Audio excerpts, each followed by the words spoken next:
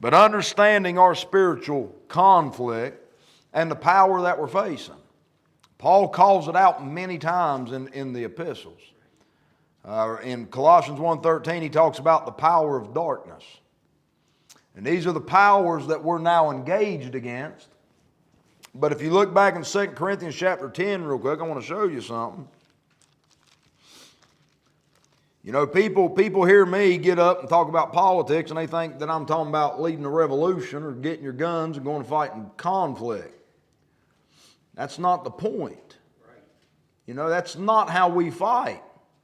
America will not be saved by powder and bullets. America's in the shape she's in right now because we're losing a spiritual war. Amen?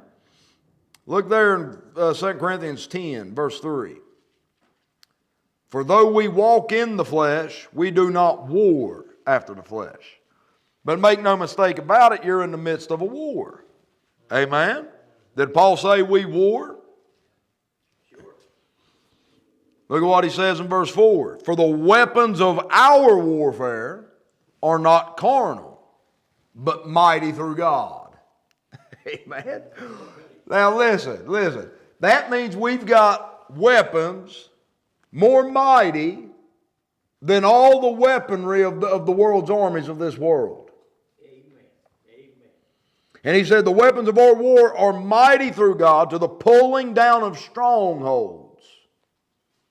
We can pull down strongholds, Bill. Now there are strongholds in America. Amen? One of them is the internet. This is a stronghold of spiritual wickedness. Televisions. There's many strongholds of the devil in our society. But we don't tear these things down with machine guns and all this. We tear them down through the weapons of our warfare that God has given us. Watch what the end result is. Casting down imaginations and every high thing. We've got power to cast down high things, folks. High things that exalteth itself against the knowledge of God. That's what you have to understand, is that your society is set up with a bunch of high things that is now exalting itself against God's knowledge. Yes, sir. And Christians sit back and try to get along with it. We try to get along with it instead of warring against those things. Those things are destroying our society. It's eating our society from within. Darwinian evolution. You say, well, how do I combat it? Turn your television off and learn something.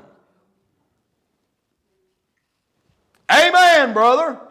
One of the things Ruckman said about a soldier, if you're going to send a soldier into Afghanistan, the military takes that soldier and trains him how to fire, strip, and clean the enemy's weapons. You ought to be, and you have to know how to fire the enemy's weapon expert.